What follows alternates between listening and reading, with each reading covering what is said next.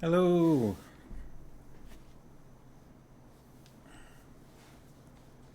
Happy Friday! Congratulations on making it through another week. Hello, puppy. Look at that waggy tail. Is it because I said hello at the computer? Or was it the Happy Friday? Which one of those made you think it's time for me to get a treat? Wag, wag, wag, wag, wag. Well, you're right. It was the hello. Hello! Take a few out and then put the bag away.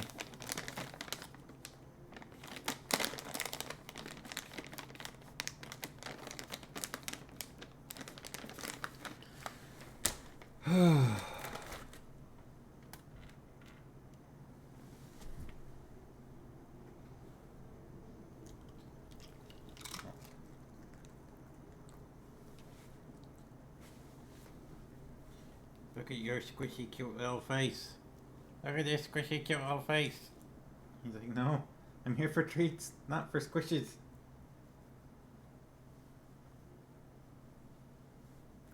What a puppy. What a good puppy. What a good puppy. It goes squish. It goes squish. Also crunch. But because he's crunching treats. Yes.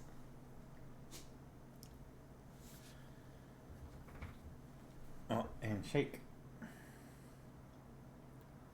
I guess he decided he's only getting 2. Which is funny because I've got another 3 here. You can get them later.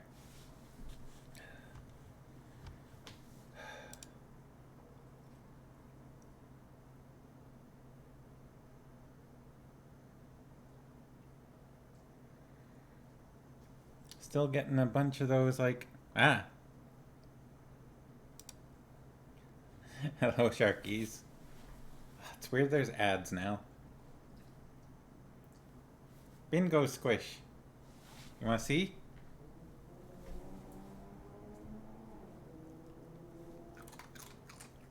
I'll let him finish and then I go squish. Squish at his face. Oh, I was kind of in the way, wasn't I? Here, I'll try again. He wants crunch. He doesn't want squish. Squishy face. He's like, no, I'm busy eating. Now is not the time.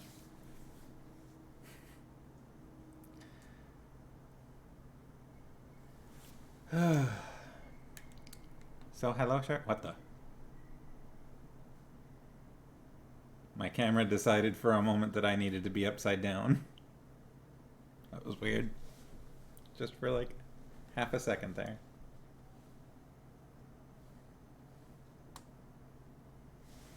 We also have a game, which is I take the treat, this treat, and I hide which hand it's in. I better lower the camera so that you can see. Sit.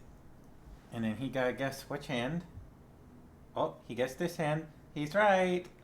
He got it. Good boy. That was the last one. Yeah, that was it.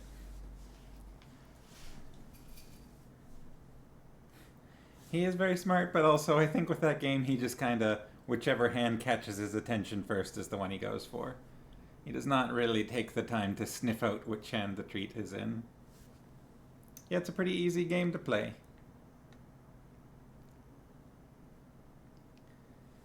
I think if you want to be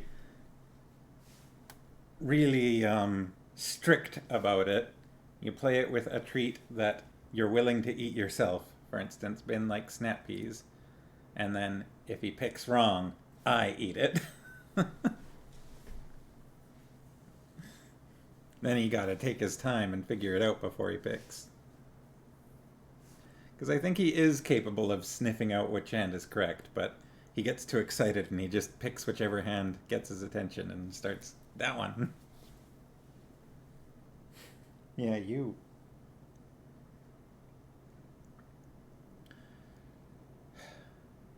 I was just talking about the Jason Bourne movies.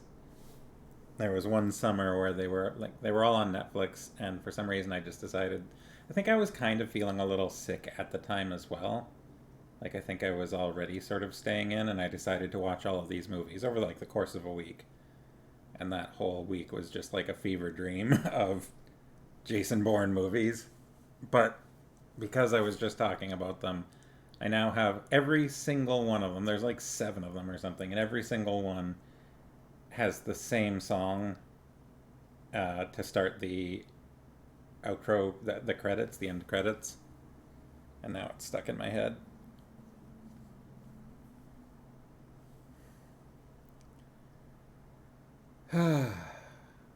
So it's Friday. Made it through the week. Friday. It's also our friend Robot Kyo's birthday today.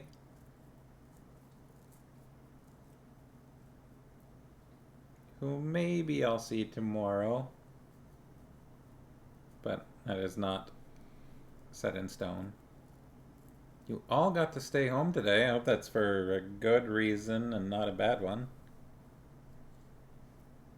Because I feel like it could go either way. Although I think I heard about a Pro D Day today, but that also depends on like the district or whatever, as we've previously discussed. Well, it started out good. Uh-oh. That sounds like there's a story involved.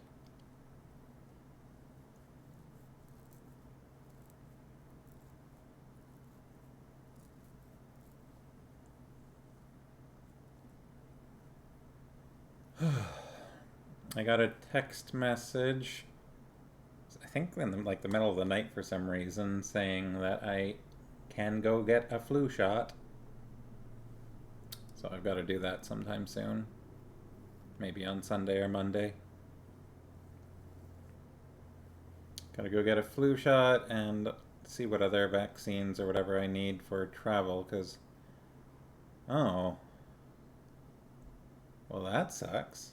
I am really sorry to hear that. I'm glad no one hurt. How serious? Is there a lot of damage?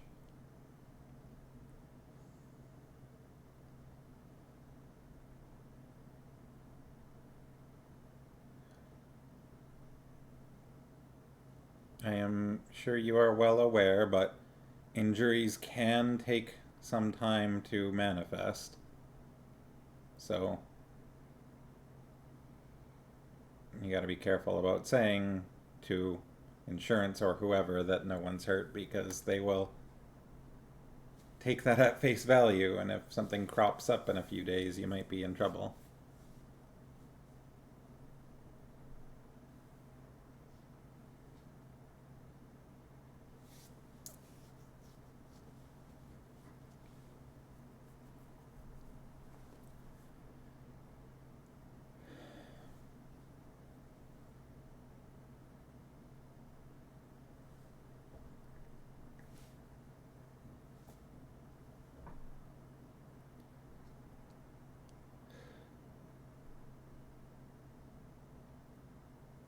Well,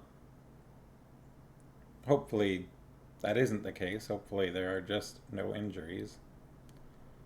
Front passenger side corner is crushed. Hold your tongues, that's good. Okay, that's good. Well, I'm sorry to hear about that. That sounds sucky. Yeah. Hmm. Hopefully everything works out with insurance or whatever, and this doesn't end up being a huge problem. And yeah, take it easy this weekend at least.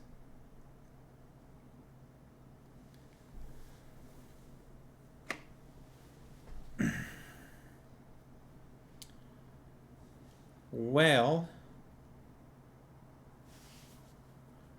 we're getting pretty close to 2/3 of the way done this book.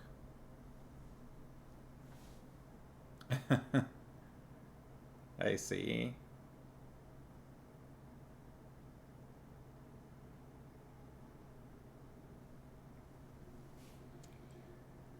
Uh, and the jig is up, huh?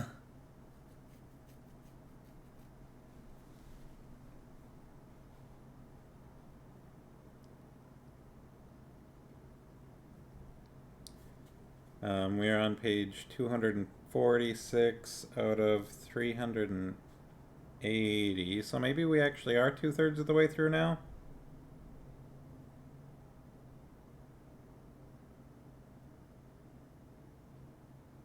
I think that math's out.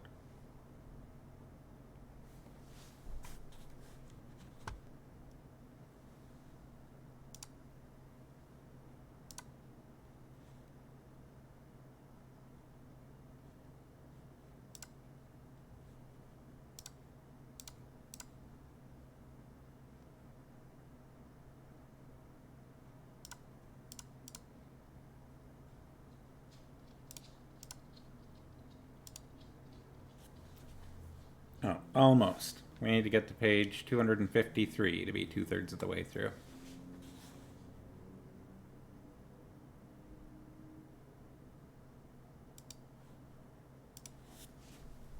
So we will get there today.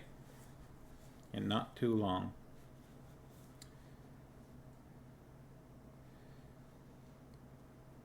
So on Wednesday, we learned that the body that Cuddy and Detritus had found down in the sewers belonged to one Beano the Clown. Which is unusual, because as far as we were aware, Beano the Clown had already been cremated and poured down another clown's pants. Or trousers, anyways.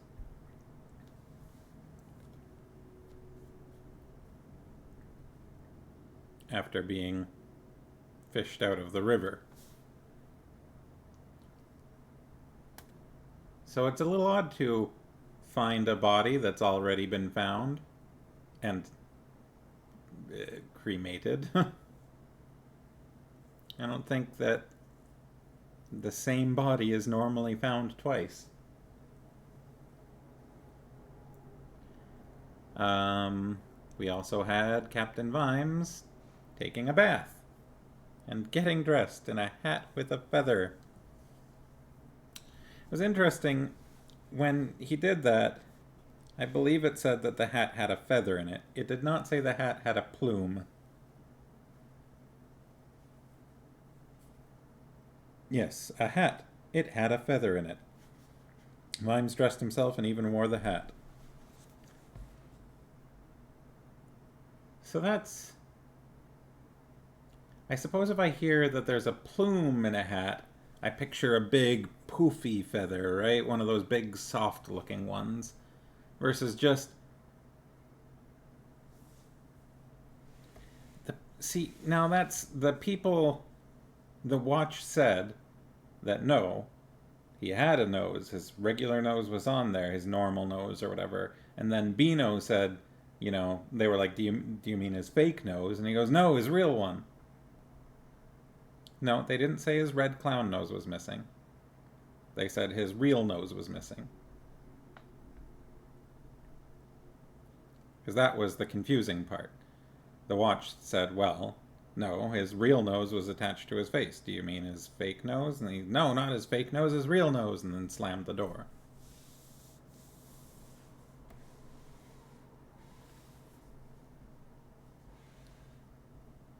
Is how that conversation went. And I don't think he actually even, like, he said, you just look for his nose or something like that.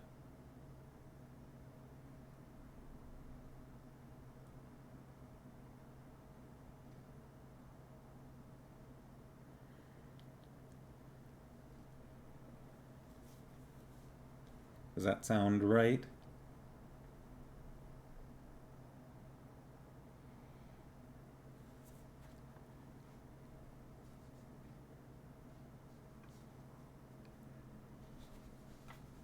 So yes, then Captain Quirk came along and disarmed the watch. Took all of their official weapons, which basically I think just left Carrot's sword and Detritus's body and arms.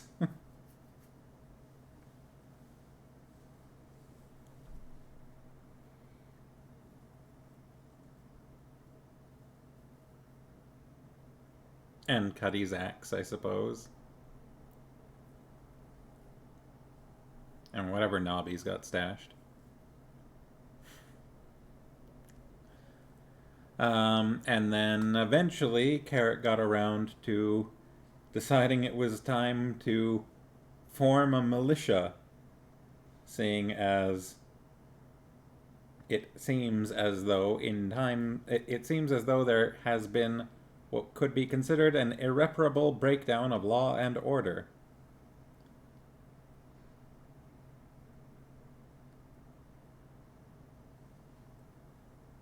And that's roughly where we're at.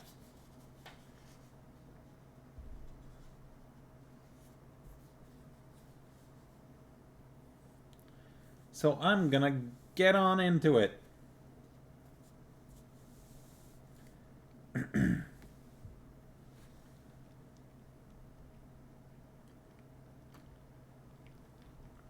We left off with Carrot saying, "And we're going to defend the city."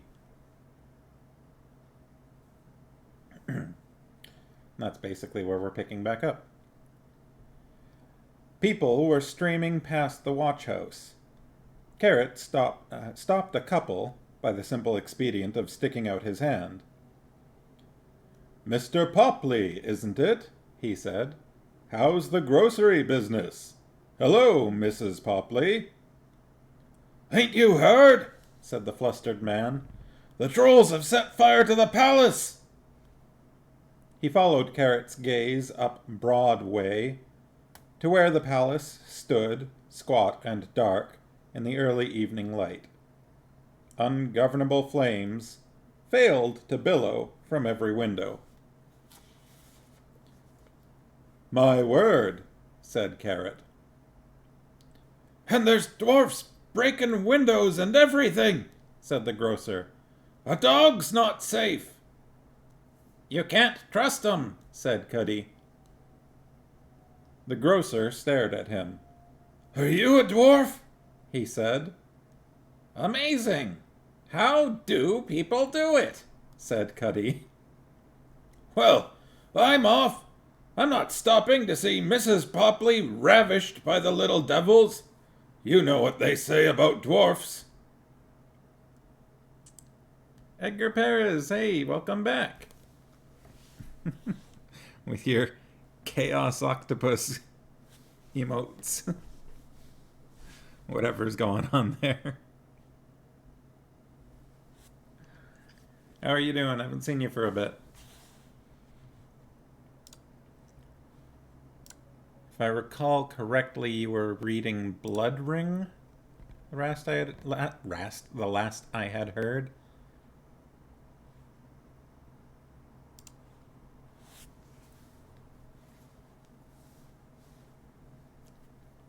Unless we were past that.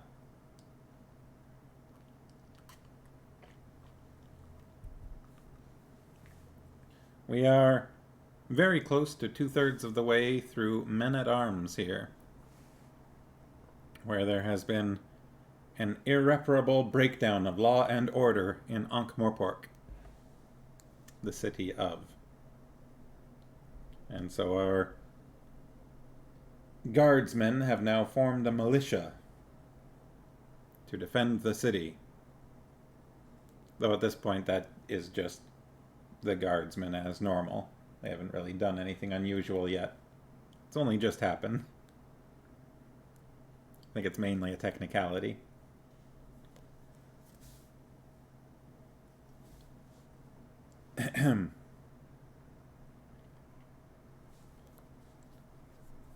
So, we just had the grocer saying, "You know what they say about dwarfs?" Chaostopus? Well. The watch watched the couple head off into the crowd again. "Well, I don't," said Cuddy, to no one in particular. "What is it they say about dwarfs?" Carrot fielded a man pushing a barrow. "Would you mind telling me what's going on, sir?" he said. "And do you know what it is they say about dwarfs?" said a voice behind him. "That's not a sir, that's Throat," said Colin. "And will you look at the colour of him?"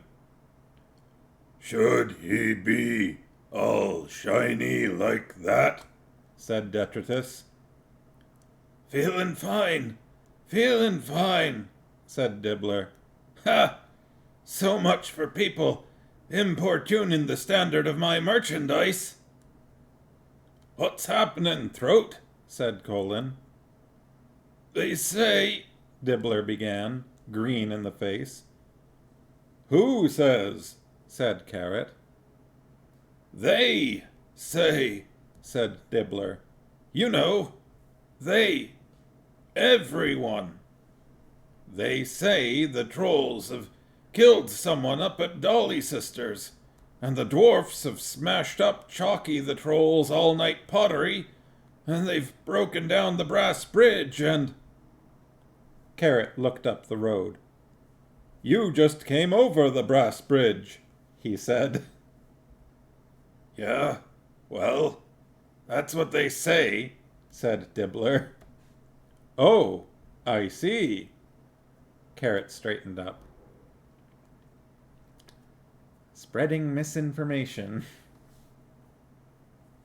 Even when you know it's not true. That's definitely a problem that I think has been exacerbated pretty greatly by the internet and social media.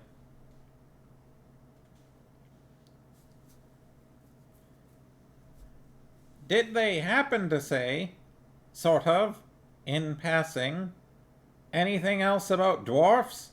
said Cuddy. "I think we're going to have to go and have a word with the Day Watch about the arrest of Coalface," Carrot said. "Doing good, studying in college. And last night you finished the entire H.P. Lovecraft book called Tales of Horror. You're reading Dracula. I've read Dracula before. I quite enjoyed it. Get ready for, depending on where you're in it, get ready for a pretty big change of tone partway through. I'll be curious to hear what you think of Dracula. I definitely, yeah, like I said, I enjoyed it, but it's an interesting read.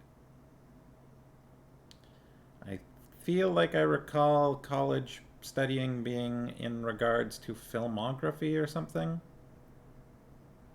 If I am not way off base, which I could be. It's been known to happen.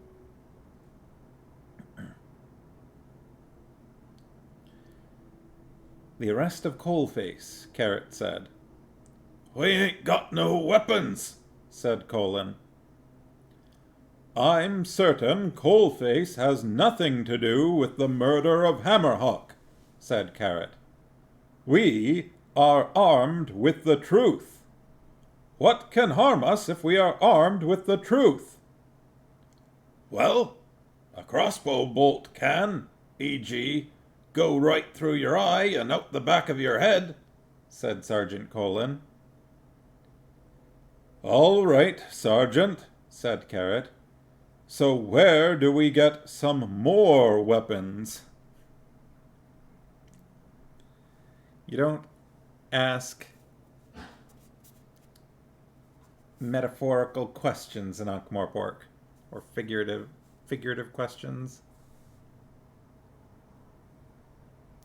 You're going to get a literal answer.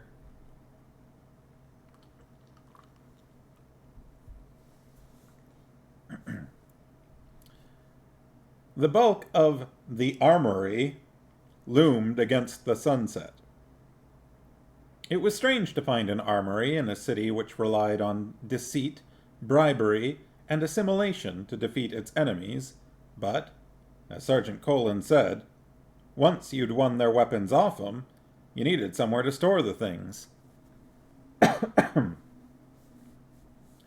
Carrot rapped on the door. After a while, there were footsteps, and a small window slid back. A suspicious voice said, "Yes?" "Corporal Carrot, City Militia." "Never heard of it. Bugger off." The hatch snapped back. Carrot heard Nobby snigger.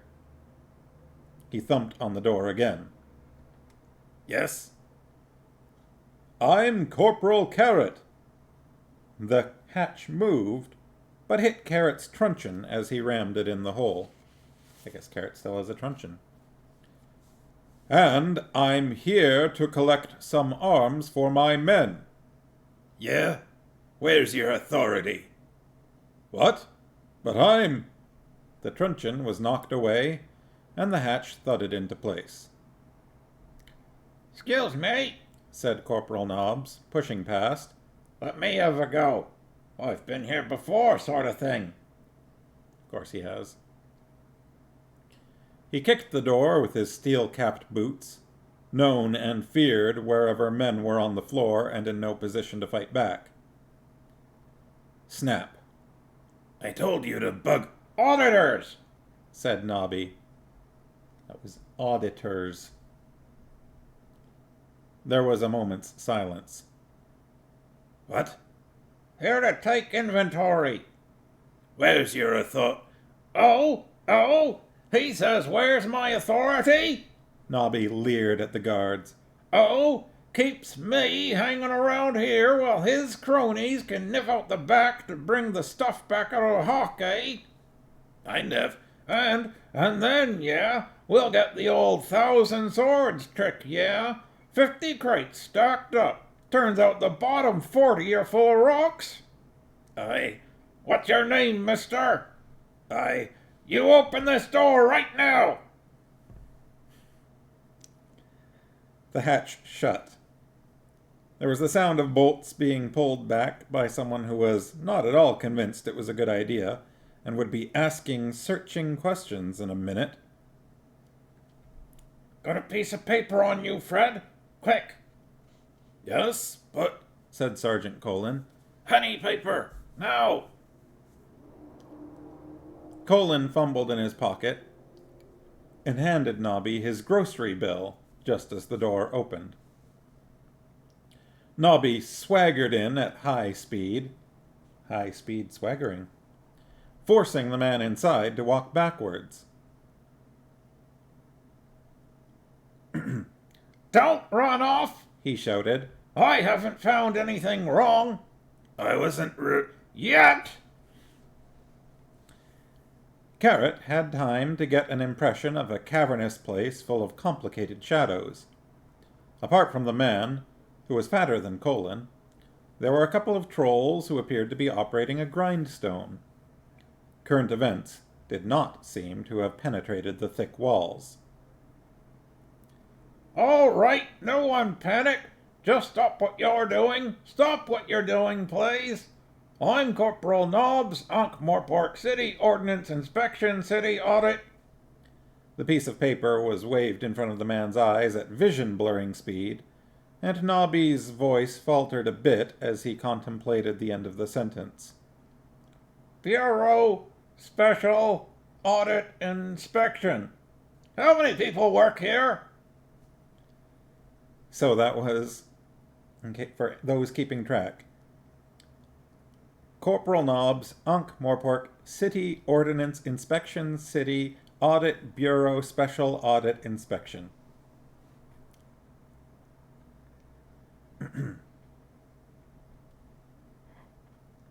"Just me," Nobby pointed at the trolls. "What about them?" The man spat on the floor. Here we go again. "Oh, I thought you said people." Carrot stuck out his hand automatically and it slammed against Detritus's breastplate. Okay, said Nobby. Let's see what we've got here. He walked fast along the racks, so that everyone else had to run to keep up. What's this? Don't know, eh? Sure, it's... A triple-stringed 2,000-pound carriage-mounted siege crossbow with the double-action windlass? Right. Isn't this a Clatchian reinforced crossbow with the goat leg cocking mechanism and the underhaft bayonet? Yeah? Nobby gave it a cursory examination, and then tossed it aside. The rest of the Night Watch looked on in astonishment. Nobby had never been known to wield any weapon beyond a knife. Have you got one of those Hershebian 12-shot bows with the gravity feed? He snapped. Eh? What you see is what we got, mister. Nobby pulled a hunting crossbow from its rack. His skinny arms twanged as he hauled on the cocking lever. Sold the bolts for this thing. They're right there. Nobby selected one from the shelf and dropped it into its slot. Then he sighted along the shaft. He turned. I like this inventory, said Nobby. We'll take it all. The man looked down the sights at Nobby's eye and, to Angua's horrified admiration, didn't faint. That little bow don't scare me, he said. This little bow scare you, said Nobby. No, right. This is a little bow. A little bow like this wouldn't scare a man like you, because it's such a little bow. It'd need to be a bigger bow than this to scare a man like you. Angua would have given a month's pay to see the quartermaster's face from the front. She'd watched as Detritus had lifted down the siege bow, cocked it with one hand and a barely audible grunt, and stepped forward. Now she could imagine the eyeballs swiveling as the coldness of the metal penetrated the back of the armorer's fleshy red neck. Now, the one behind you, that's a big bow, said Nobby. It wasn't as if the 6-foot iron arrow was sharp. It was supposed to smash through doorways, not do surgery.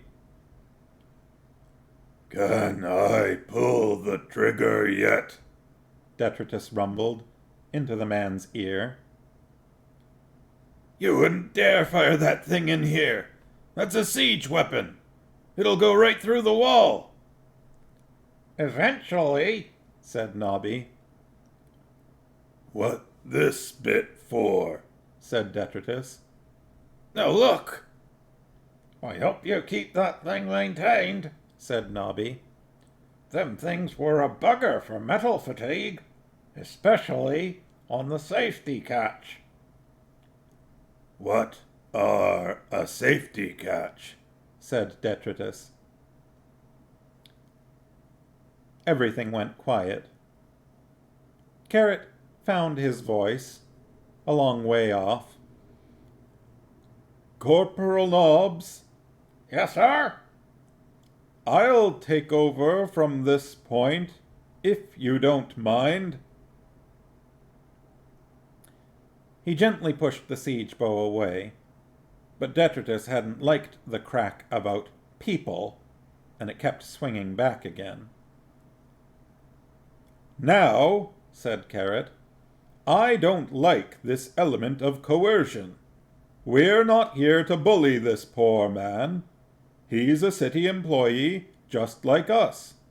It's very wrong of you to put him in fear.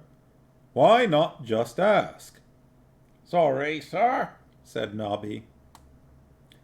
Carrot patted the armorer on the shoulder. May we take some weapons? He said. What? Some weapons. For official purposes. The armorer looked unable to cope with this. You mean I got a choice? He said. Why, certainly. We practice policing by consent in Ankh-Morpork. If you feel unable to agree to our request, you only have to say the word. There was a faint bong as the tip of the iron arrow once again bounced on the back of the armorer's skull. He sought in vain for something to say, because the only word he could think of right now was fire. He said. Yeah, right. Sure. Take what you want. Fine, fine. And Sergeant Colin will give you a receipt, adding, of course, that you release the weapons of your own free will. My own free will? You have absolute choice in the matter, of course. The man's face screwed up in the effort of desperate cogitation. I reckon. Yes? I reckon it's okay for you to take 'em. Take 'em right away. Good man. Do you have a trolley? And do you happen to know what it is they say about dwarfs? Said Cuddy. It crept over Anqua once again that Carrot had no irony in his soul. He meant every word. If the man had really held out, Carrot would probably have given in. Of course, there was a bit of a gap between probably and certainly. Nobby was down the end of the row, occasionally squeaking with delight as he found an interesting warhammer or an especially evil-looking glaive. He was trying to hold everything all at once. Then he dropped the lot and ran forward. Oh, wow! A Clatchian fire engine! This is more my meteor! Meteor. Not métier, I'm pretty sure. They heard him rummaging around in the gloom. He emerged, pushing a sort of bin on small squeaky wheels. It had various handles and fat leathery bags, and a nozzle at the front. It looked like a very large kettle. The leather's been kept greased, too! What is it? Said Carrot. And there's oil in the reservoir! Nobby pumped a handle energetically. Last I heard, this thing had been banned in 8 countries, and 3 religions said they'd excommunicate any soldiers found using it. Footnote. Anyone got a light? Footnote. So, 3 religions said they'd excommunicate any soldiers found using it. 5 more embraced it as a holy weapon and instructed that it be used on all infidels, heretics, Gnostics, and people who fidgeted during the sermon. End of footnote. Wow. Anyone got a light? Here, said Carrot. But what's? Watch! Nobby lit a match, applied it to the tube at the front of the device, and pulled a lever. They put out the flames eventually. Needs a bit of adjustment, said Nobby through his mask of soot. No, said Carrot. For the rest of his life he'd remember the jet of fire scorching his face en route to the opposite wall. But it's... No, it's too dangerous. It's meant to be. I mean, it could hurt people. Ah, said Nobby. Right.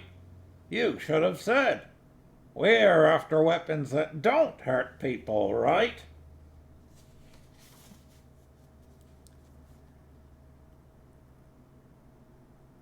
Corporal Nobbs, said Sergeant Colin, who'd been even closer to the flame than Carrot. Yes, Sarge? You heard Corporal Carrot. No heathen weapons. Anyway, how come you know so much about all this stuff? Military service. Really, Nobby? Said Carrot. Had a special job, sir. Very responsible. And what was that? Quartermaster, sir, said Nobby, saluting smartly.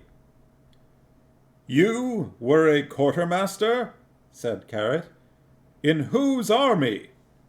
Duke of Pseudopolis, sir.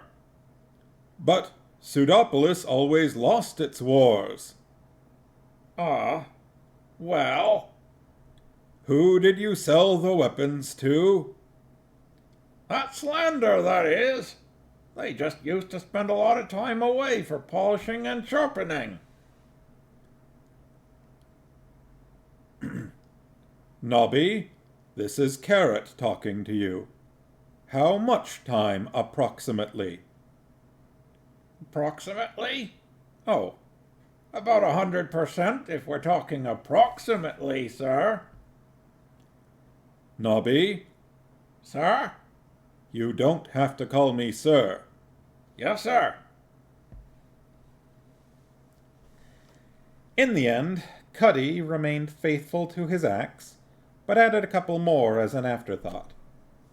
Sergeant Colin chose a pike because the thing about a pike, the important thing, was that everything happened at the other end of it, i.e., a long way off.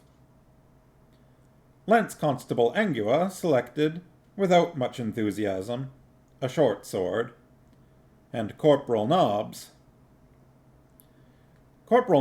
was a kind of mechanical porcupine of blades, bows, points, and knobbly things on the end of chains.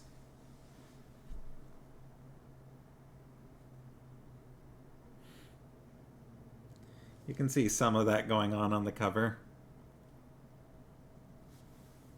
Corporal Nobbs is hiding down here with definitely a spiky ball. Angua's definitely got a short sword. Cuddy's got an axe over here. Which I suppose leaves this one as maybe Sergeant Colin, but that's not a pike. Oh, wait. Maybe he does have a pike, but there's also a blade sticking off of Nobby. Maybe that's what's happening there. Or no, that's not Sergeant. So, there's someone here. I'm not sure who that is. But there's another person right there that is probably Sergeant Colin holding a pike with a weird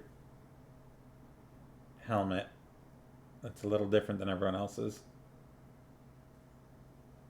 And of course, Detritus is, there.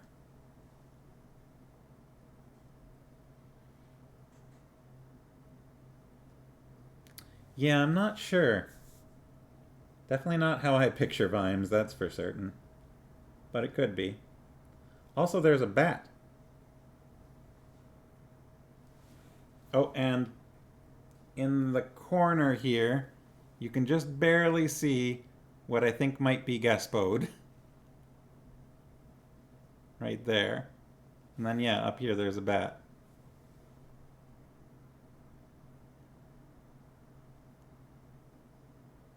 For some reason. And maybe a dragon up here. This red thing here might be a dragon.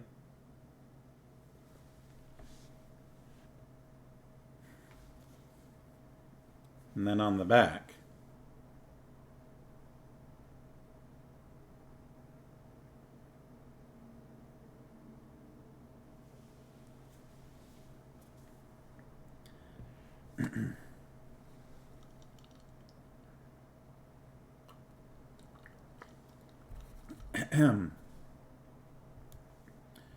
You sure, Nobby? Said Carrot. There's nothing you want to leave? It's so hard to choose, sir. Detritus was hanging on to his huge bow. That all you're taking, Detritus? No, sir. Taking flint and moraine, sir. The two trolls who had been working in the armory had formed up behind Detritus. Swore 'em in, sir, said Detritus. Used troll oath. Flint saluted amateurishly. He said he'd kick our Gohulug heads in if we didn't join up and do what we're told, sir, he said. Very old troll oath, said Detritus. Very famous, very traditional. One of 'em could carry the Clutchian fire engine, Nobby began hopefully. No, Nobby. Well, welcome to the watch, men. Corporal Carrot. Yes, Cuddy? It's not fair. They're trolls. We need every man we can get, Cuddy. Carrot stood back. Now, we don't want people to think we're looking for trouble, he said. Oh, dressed like this, sir, we won't have to look for trouble, said Sergeant Colin despondently. Question, sir? Said Angua. Yes, Lance Constable Angua. Who's the enemy? Looking like this, we won't have any problem finding enemies, said Sergeant Colin. We're not looking for enemies.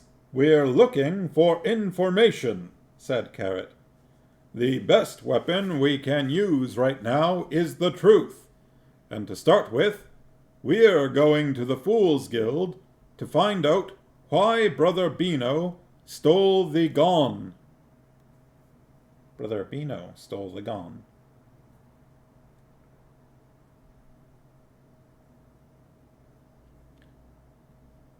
Did he steal the gone? I think he may have, yes. But he died before the gone was stolen, said Colin. Yes, said Carrot. I know that.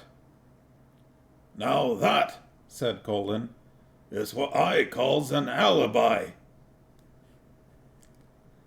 The squad formed up, and, after a brief discussion among the trolls as to which was their left foot and which was their right, marched away.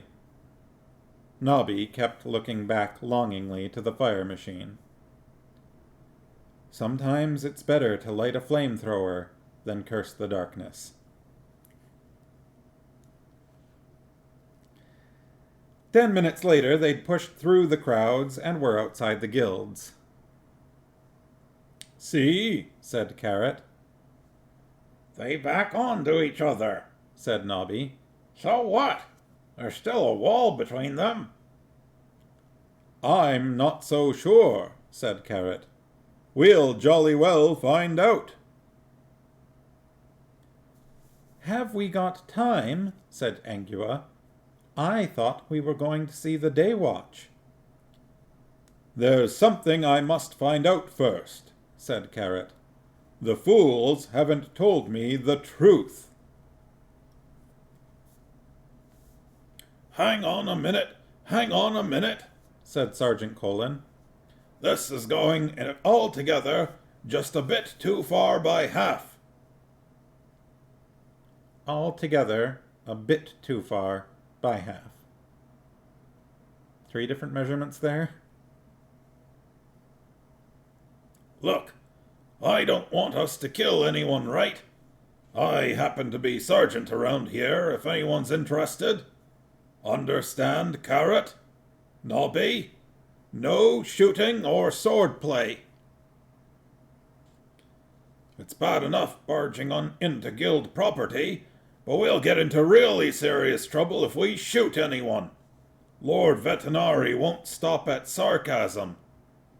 He might use, Colin swallowed, irony. So, that's an order. What do you want to do, anyway? He might use irony. I just want people to tell me things, said Carrot.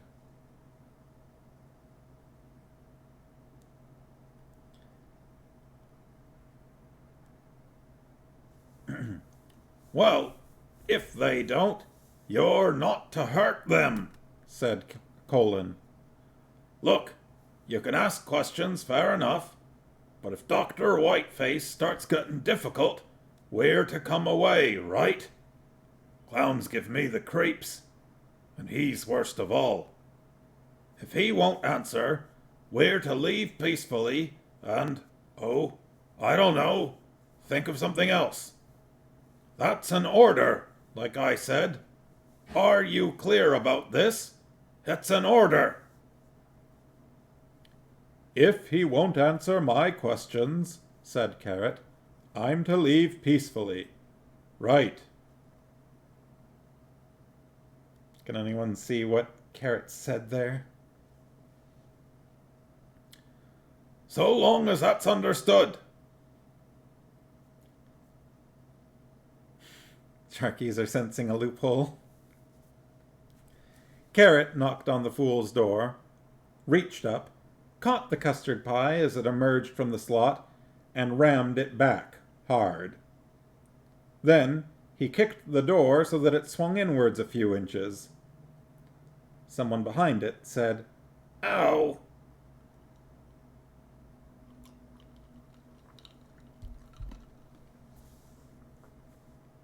The door opened a bit further to reveal a small clown covered in whitewash and custard.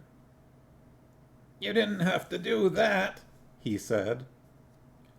I just wanted to get into the spirit of the thing, said Carrot. I'm Corporal Carrot, and this is the Citizens' Militia, and we all enjoy a good laugh. Excuse me. Except for Lance Constable Cuddy. And Lance Constable Detritus enjoys a good laugh too, although some minutes after everyone else. And we're here to see Dr. Whiteface. The clown's hair rose. Water squirted from his buttonhole. Have you got an appointment? He said. I don't know, said Carrot. Have we got an appointment? I've got an iron ball with spikes on, Nobby volunteered. That's a morning star, Nobby. Is it? Yes, said Carrot.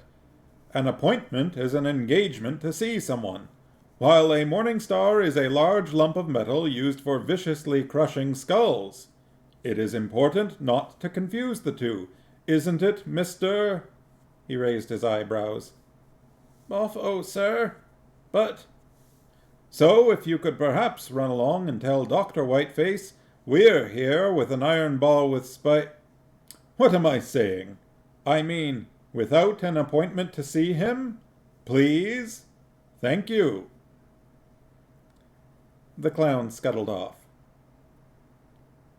There, said Carrot. Was that all right, Sergeant? He's probably going to be satirical, even, said Colin morosely. They waited. After a while, Lance Constable Cuddy took a screwdriver from his pocket and inspected the custard pie throwing machine bolted to the door. The rest of them shuffled their feet, except for Nobby, who kept dropping things on his. Boffo reappeared, flanked by two muscular jesters who didn't look as though they had a sense of humor at all. Dr. Whiteface says there's no such thing as a city militia, he ventured. But, Dr. Whiteface says if it's really important, he'll see some of you, but not the trolls or the dwarf. We heard there's gangs of trolls and dwarfs terrorizing the city. That's what they say, said Detritus, nodding. Incidentally, do you know what it is they... Cuddy began, but Noddy nudged him into silence. You and me, Sergeant, said Carrot. And you, Lance Constable Angua. Oh dear, said Sergeant Colin. But they followed Carrot into the somber buildings and along the gloomy corridors to Dr. Whiteface's office. The chief of all the clowns, fools, and jesters was standing in the middle of the floor, while the jester tried to sew extra sequins on his coat. Well? Evening, Doctor, said Carrot. I should like to make it clear that Lord Vetinari will be hearing about this directly, said Dr. Whiteface. Oh, yes, I shall tell him, said Carrot. I can't imagine why you're bothering me when there's rioting in the streets. Ah, well, we shall deal with that later. But Captain Vimes always told me, sir, that there's big crimes and little crimes. Sometimes the little crimes look big, and the big crimes you can hardly see. But the crucial thing is to decide which is which. They stared at one another. Well, the clown demanded. I should like you to tell me, said Carrot, about events in this guild house the night before last. Dr. Whiteface stared at him in silence. Then he said, If I don't?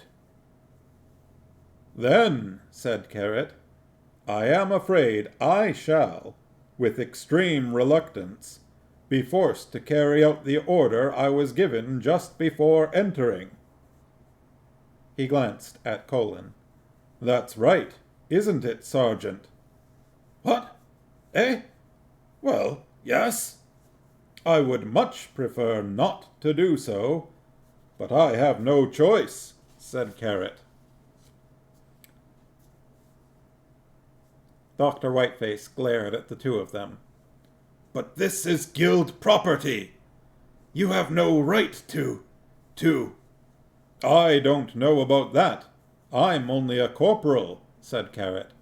But I've never disobeyed a direct order yet, and I am sorry to have to tell you that I will carry out this one fully and to the letter. Now see here. Carrot moved a little closer. If it's any comfort, I'll probably be ashamed about it, he said. The clown stared into his honest eyes and saw, as did everyone, only simple truth. Listen! If I shout, said Dr. Whiteface, going red under his makeup, I can have 12 men in here. Believe me, said Carrot, that will only make it easier for me to obey.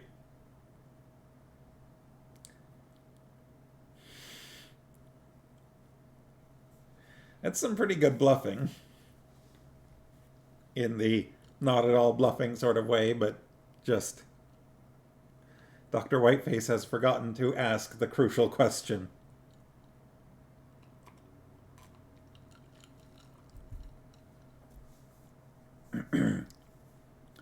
Dr. Whiteface prided himself on his ability to judge character.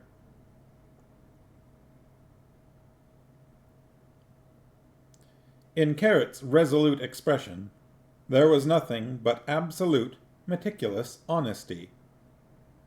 He fiddled with a quill pen, and then threw it down in a sudden movement. "Confound it!" he shouted. "How did you find out, eh? Who told you?" "I really couldn't say," said Carrot. "But it makes sense anyway. There's only one entrance to each guild, but the guild houses are back to back. Someone just had to cut through the wall." "I assure you, we didn't know about it," said the clown. Sergeant Colin was lost in admiration. He'd seen people bluff on a bad hand, but he'd never seen anyone bluff with no cards. "We thought it was just a prank," said the clown. "We thought young Beano had just done it with humorous intent, and then he turned up dead and we didn't." "You'd better show me the hole," said Carrot. The rest of the watch stood to variations on the theme of at ease in the courtyard. Corporal Nobbs? Yes, Lance Constable Cuddy? What is it everyone says about dwarfs? Oh, come on. You're pulling my leg, right? Everyone who knows anything about dwarfs, said Nobby. Come on, you're pulling my leg, right? Everyone... Oh, no. Everyone knows that, who knows anything about dwarfs, said Nobby. Cuddy coughed. Dwarfs don't, he said. What do you mean dwarfs don't? No one's told us what everyone knows about dwarfs, said Cuddy. Well, I expect they thought you knew, said Nobby weakly. Not me. Oh, all right, said Nobby. He glanced at the trolls, then leaned across to Cuddy and whispered in the approximate region of his ear. Cuddy nodded. Oh, is that all? Yes. Is it true? What? Oh, yes, of course. It's natural for a dwarf. Some have got more than others, of course. That's the case all round, said Nobby. I myself, for example, have saved more than $78. No! I don't mean well endowed with money. I mean...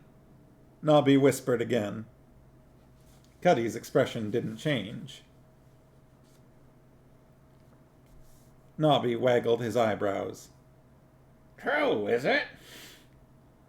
How should I know? I don't know how much money humans generally have. Nobby subsided. There's one thing that's true at least, he said. You dwarfs really love gold, don't you? Of course we don't. Don't be silly. Well, we just say that to get it into bed.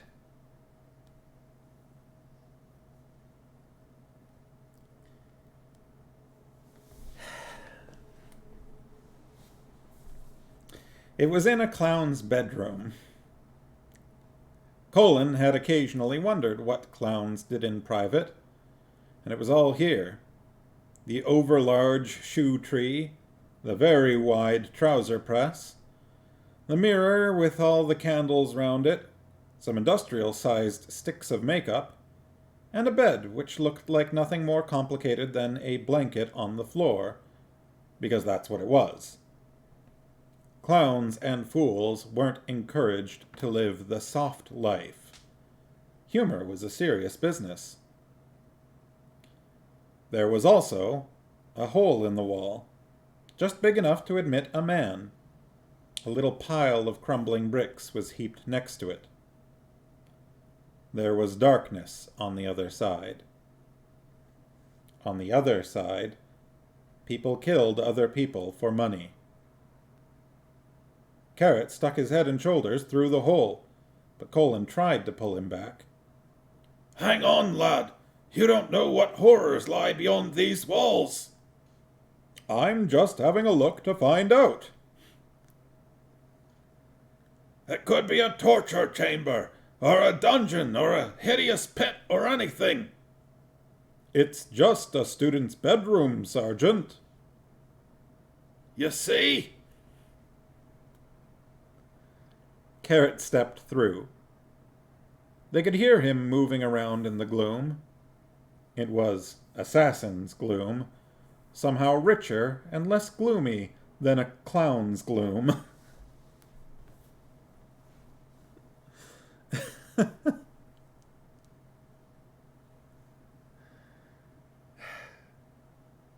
feel like that's Carrot stepping out of the gloom then.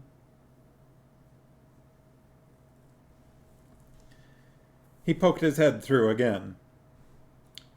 "No one's been in here for a while, though," he said. "There's dust all over the floor, but there's footprints in it. And the door's locked and bolted. On this side."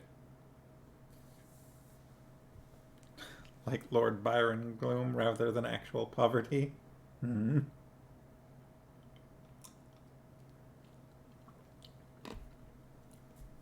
More posh gloom, but also less gloomy gloom.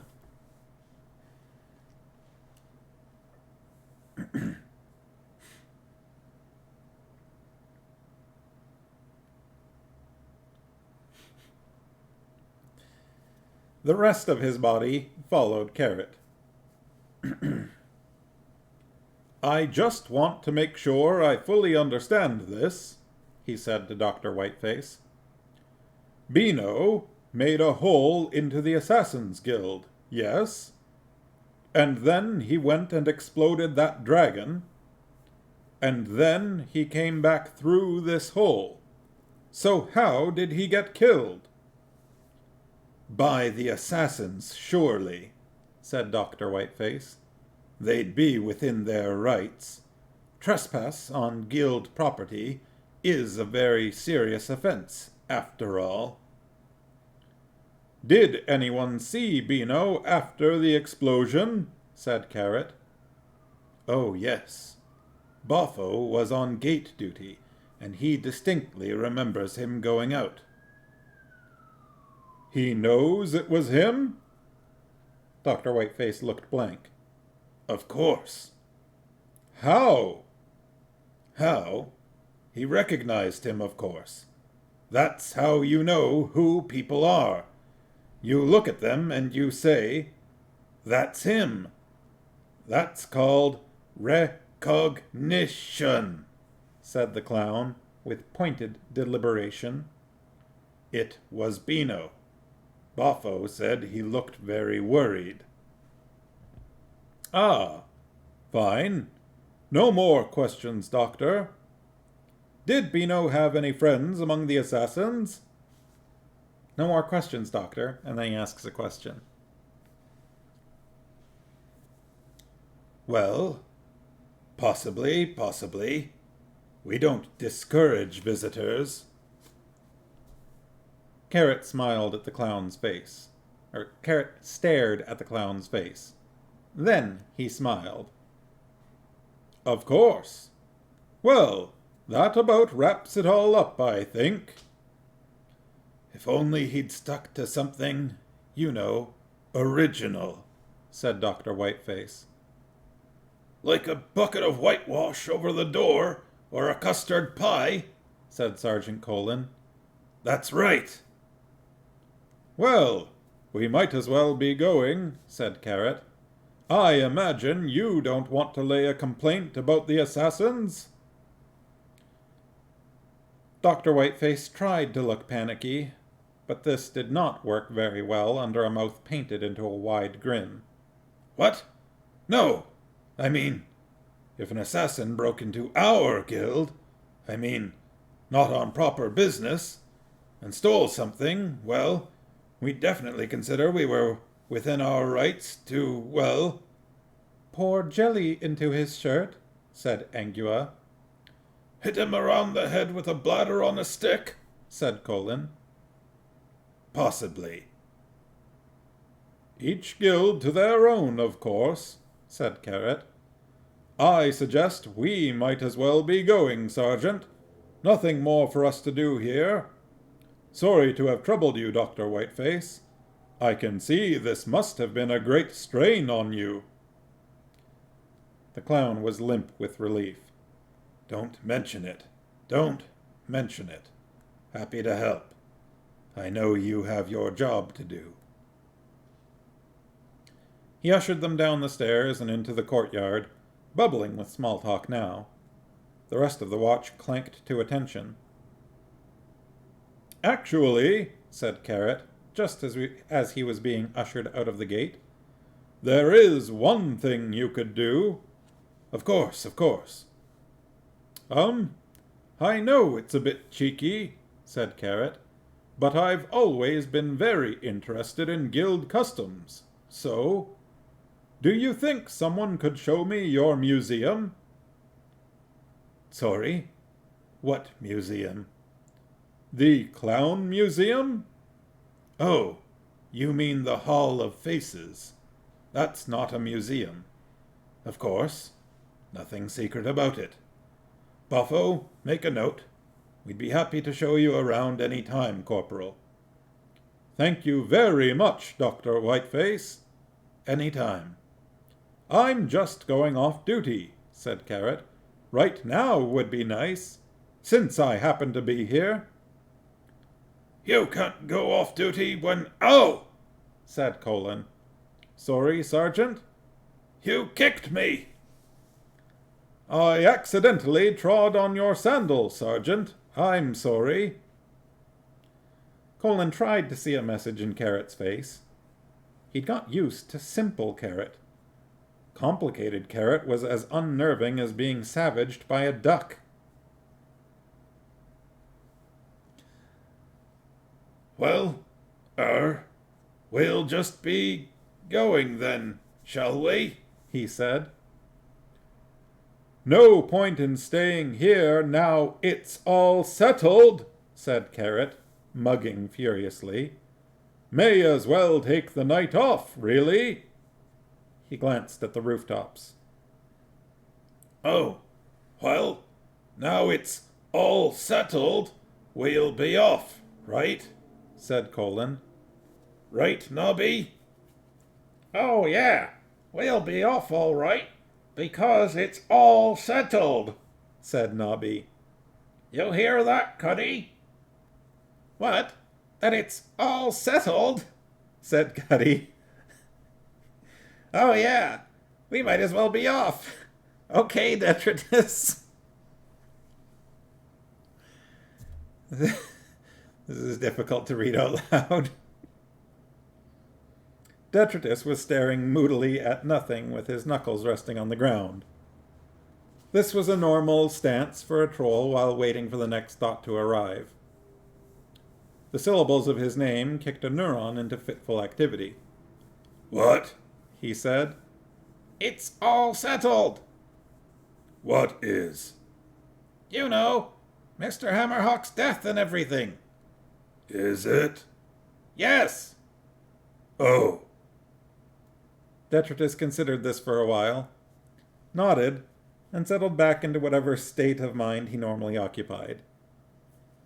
Another neuron gave a fizzle. Right, he said.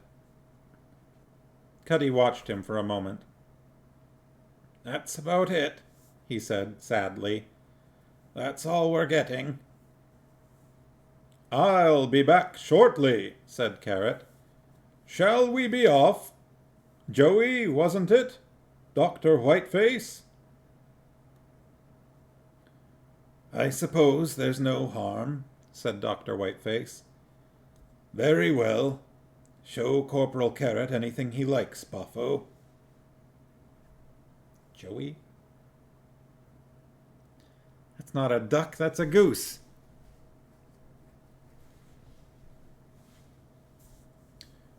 Right, sir, said the little clown. It must be a jolly job being a clown, said Carrot. Must it? Lots of japes and jokes, I mean. Buffo gave Carrot a lopsided look. Well, he said, it has its moments. I bet it does. I bet it does. Are you often on gate duty, Buffo? Said Carrot pleasantly as they strolled through the Fool's Guild. Huh, just about all the time, said Buffo. So when did that friend of his, you know, the assassin, visit him? Oh, you know about him then, said Buffo. Oh, yes, said Carrot. About 10 days ago, said Buffo. It's through here, past the Pie Range.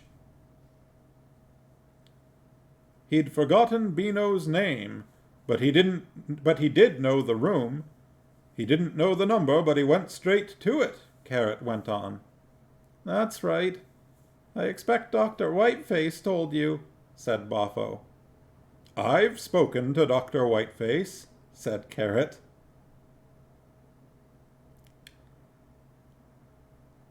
Angua felt she was beginning to understand the way Carrot asked questions. He asked them by not asking them.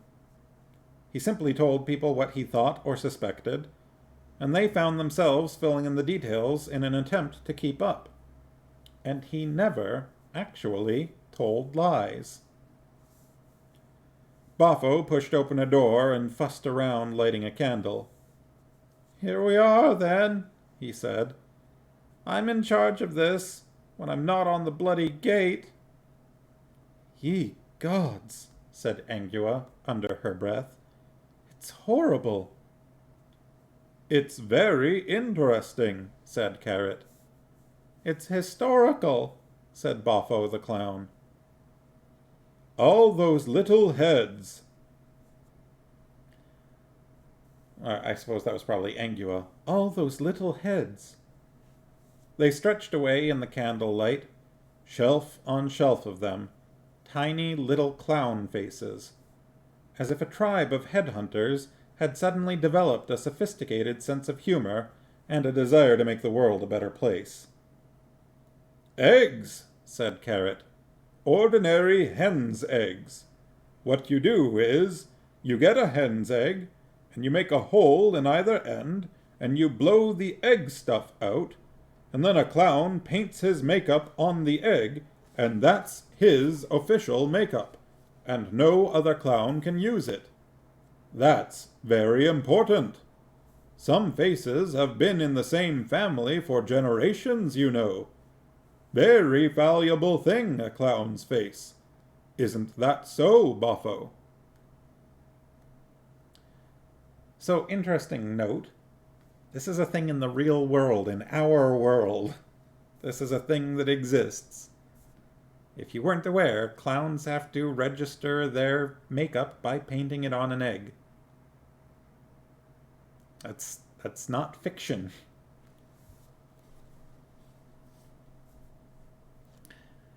The clown was staring at him. How do you know all that?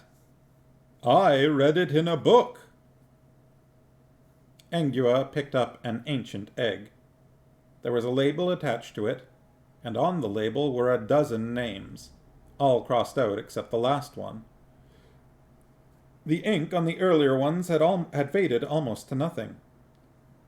She put it down and unconsciously wiped her hand on her tunic. What happens if a clown wants to use another clown's face? She said. Oh, we compare all the new eggs with the ones on the shelves, said Boffo. It's not allowed. They walked between aisles of faces. Angua fancied she could hear the squelch of a million custard-filled trousers and the echoes of 1,000 honking noses and a million grins of faces that weren't smiling.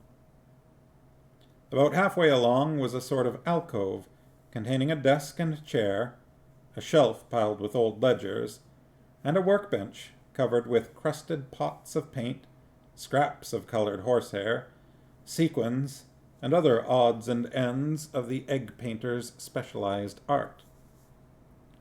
Carrot picked up a wisp of colored horsehair and twiddled it thoughtfully.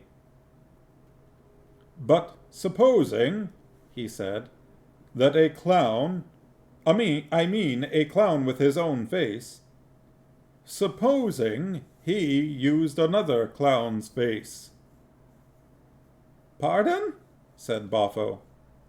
Supposing you used another clown's makeup, said Angua. Oh, that happens all the time, said Boffo. People are always borrowing slap off each other. Slap? Said Angua. Makeup, Carrot translated. No, I think what the Lance Constable is asking, Boffo, is, Could a clown make himself up to look like another clown? Boffo's brow wrinkled, like someone trying hard to understand an impossible question.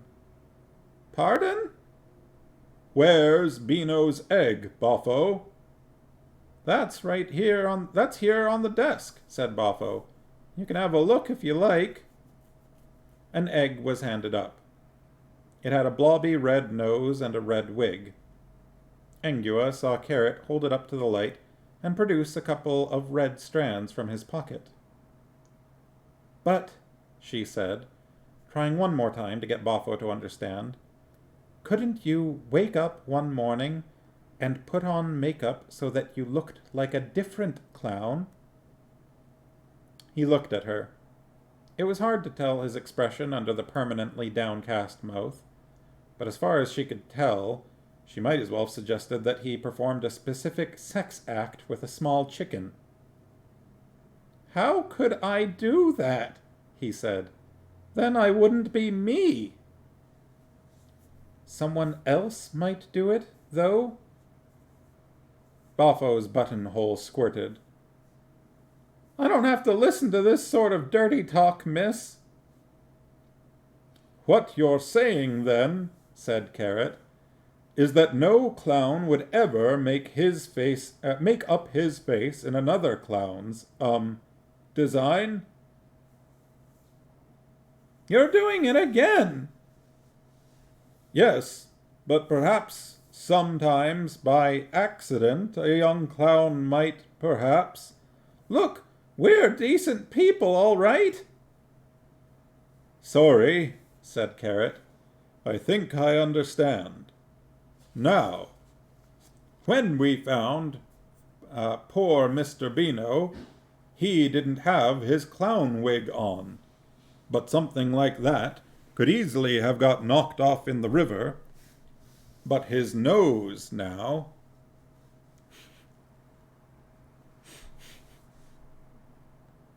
You told Sergeant Colin that someone had taken his nose. His real nose. Could you, said Carrot, in the pleasant tones of someone talking to a simpleton, point to your real nose, Boffo? Boffo tapped the big red nose on his face. But that's, Angua began. Your real nose, said Carrot. Thank you. The clown wound down a little. Clown wound down. I think you'd better go, he said. I don't like this sort of thing. It upsets me. Sorry, said Carrot again. It's just that. I think I'm having an idea. I wondered about it before, and I'm pretty certain now. I think I know about the person who did it, but I had to see the eggs to be sure. You saying another clown killed him? Said Boffo belligerently. 'Cause if you are, I'm going straight to... Not exactly, said Carrot, but I can show you the killer's face. He reached down and took something from the debris on the table. Then he turned to Boffo and opened his hand. He had his back to Angua, but she could not quite see what he was holding. But Boffo gave a strangled cry and ran away down the avenue of faces, his big shoes flip-flopping hugely on the stone flags. Thank you, said Carrot, at his retreating back. You've been very helpful. He folded his hand again. Come on, he said. We'd better be going. I don't think we're going to be popular here in a minute or two. What was that you showed him? Angua asked, as they proceeded with dignity yet speed towards the gate. It was something you came here to find, wasn't it? All that stuff about wanting to see the museum? I did want to see it. A good copper should always be open to new experiences, said Carrot. They made it to the gate. No vengeful pies floated out of the darkness. Angua leaned on the wall outside. The air smelled sweeter here, which was an unusual thing to say about Ankh-Morpork air. But at least out here people could laugh without getting paid for it. "You didn't show me what frightened him," she said. I showed him a murderer," said Carrot. "I'm sorry. I didn't think he'd take it like that. I suppose they're all a bit wound up right now. And it's like dwarfs and tools. Everyone thinks in their own ways." "You found the murderer's face in there?" "Yes." Carrot opened his hand. It contained a bare egg. "He looks like this," he said. "He didn't have a face?" "No, you're thinking like a clown." Rude. "I am very simple," said Carrot. "But I think what happened was this. Someone in the Assassins wanted a way of getting in and out without being seen. He realized there's only a thin wall between the two guilds. He had a room. All he had to do was find out who lived on the other side. Later, he killed Beano, and he took his wig and his nose. His real nose. That's how clowns think. Makeup wouldn't have been hard. You can get that anywhere. He walked into the guild made up to look like Beano. He cut through the wall. Then he strolled down to the quad outside the museum, only this time he was dressed as an assassin. He got the gone and came back here. He went through the wall again, dressed up as Beano, and strolled away. And then someone killed him." "Boffo said Beano looked worried," said Angua. "And I thought, that's odd, because you'd have to see a clown right up close to know what his real expression was.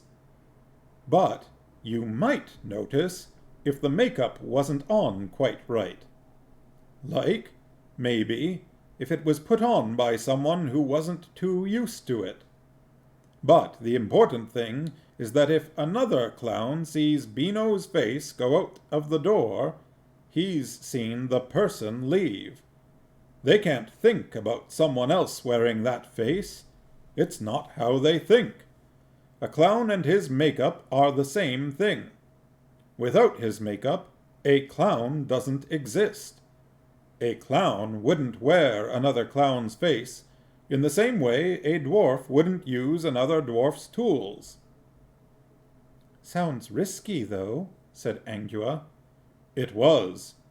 It was very risky." "Carrot, what are you going to do now?" "I think it might be a good idea to find out whose room was on the other side of the hole, don't you? I think it might belong to Beano's little friend." "In the Assassin's Guild? Just us?" You've got a point." Carrot looked so crestfallen that Angua gave in. "What time is it?" she said. Carrot very carefully took Captain Vime's presentation watch out of its cloth case. "It's a bing, a bong, bong, bing, bing." They waited patiently until it had finished. "A 7:15, said Carrot. "Absolutely accurate, too. I put it right by the big sundial in the university." Angua glanced at the sky. "Okay," she said. "I can find out, I think. Leave it to me." "How?"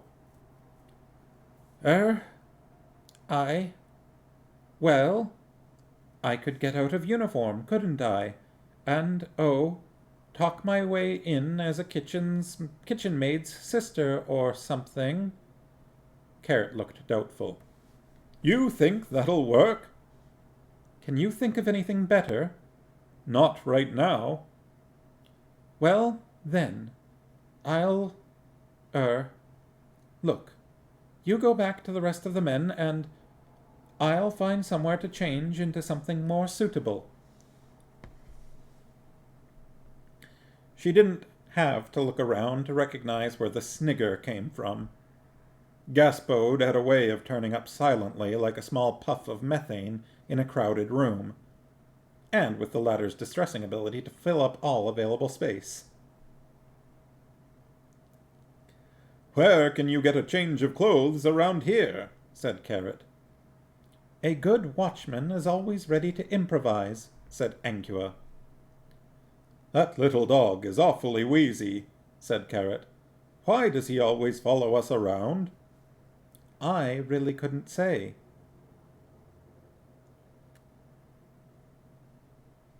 He's got a present for you, I think is Carrot saying that. Angua risked a glance. Gaspode was holding, but only just, a very large bone in his mouth. It was wider than he was long, and might have belonged to something that died in a tar pit. It was green and furry in places. How nice, she said coldly. Look, you go on. Let me see what I can do. If you're sure, Carrot began, in a reluctant tone of voice. Yes. When he'd gone, Angua headed for the nearest alley. There were only a few minutes to moonrise.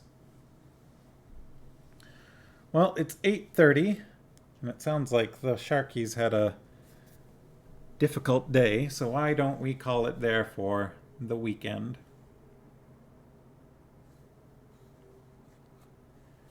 We got some exposition finally. We got a possible explanation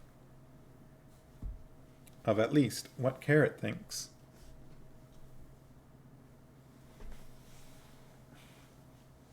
Ended with the what time is it, Mr. Wolf?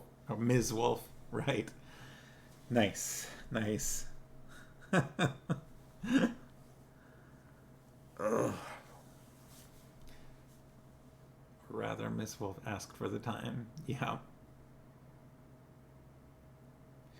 The first time I read this book, I did not know about the clown egg thing, the, like, painting your face on an egg. And I didn't know that that was, a real thing. And I didn't go looking for it either. That's not how I found that out. Later on, I just happened to learn that somewhere else. Like, it came up, I don't know, somewhere. That is a thing that clowns actually have to do. And I went like, oh. So Terry Pratchett didn't make that up. That's a real thing.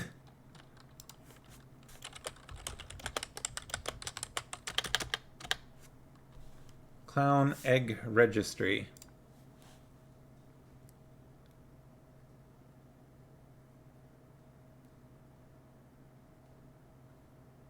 See if I can find a picture. Oof, yep. Yeah, I don't know if you want to Google this. I don't know if you want to Google clown egg faces, because it is creepy. I feel like there are a few really weird things in his books that are based on real life things. Yeah, I'm sure that, like, either he learns a thing and then writes it into his books, or he's going to be writing about a thing and then researches it. Researched. And then works that in. But yeah, what a weird, creepy bit of clown lore.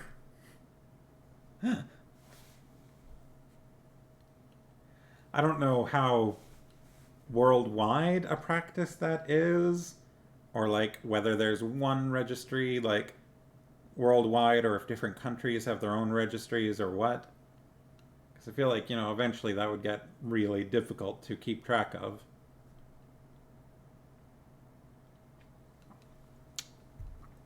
There are details that I don't know that I don't think I actually even want to know. Sounds like a weird medieval / Elizabethan practice. Yeah. Yeah, it's a strange one. Like cheese rolling. But less fun than cheese rolling.